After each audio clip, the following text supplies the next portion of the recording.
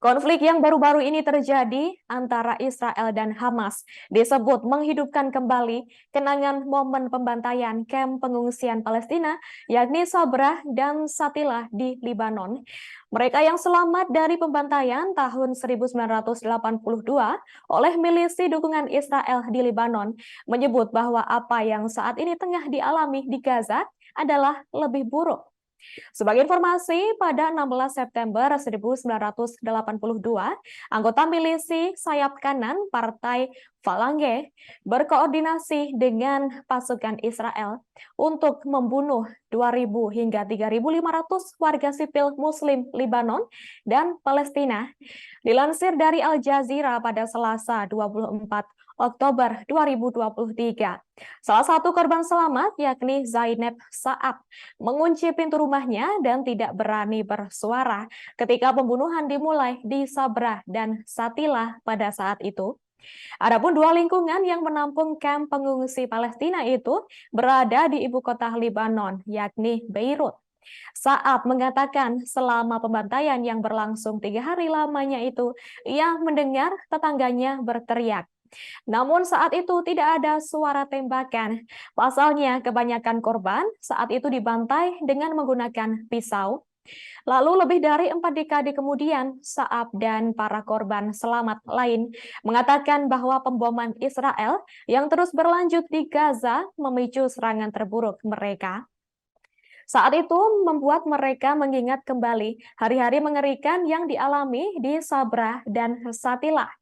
Pembantaian tersebut dianggap sebagai salah satu episode kekerasan yang paling mengerikan terhadap pengungsi Palestina. Tepatnya sejak mereka diusir dari tanah air mereka pada saat berdirinya Israel tahun 1948. Meski begitu, penduduk Sabra dan Satilah mengatakan bahwa apa yang mereka alami saat itu tidak sebanding dengan kekerasan brutal yang terjadi di Gaza saat ini. Seperti diketahui, update terakhir, lebih dari 5.700 warga Palestina tewas dalam 18 hari konflik. Termasuk di antaranya ada lebih dari 2.000 anak-anak menjadi korban tewas. Kemudian lebih dari separuh penduduk Gaza mengungsi, serta sebagian besar rumah dan infrastruktur hancur. Hal itu diketahui buntut dari aksi pemboman mendadak yang dilakukan oleh Hamas di Israel Selatan pada 7 Oktober lalu. Saat itu pihak Israel mengklaim bahwa setidaknya ada 1.400 orang Israel tewas.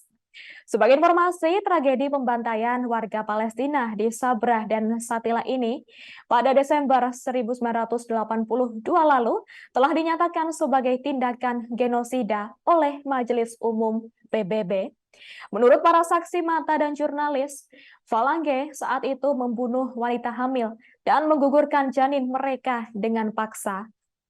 Seorang warga Palestina yang selamat bernama Abu Ahmed mengatakan dirinya ingat dengan jelas bagaimana jenazah orang-orang menumpuk di jalan-jalan camp yang berkelok-kelok dan sempit di situ. Ia juga menceritakan saat itu mempertaruhkan nyawanya untuk membawa korban luka dengan tandu ke Dahia, sebuah lingkungan terdekat di Beirut Selatan.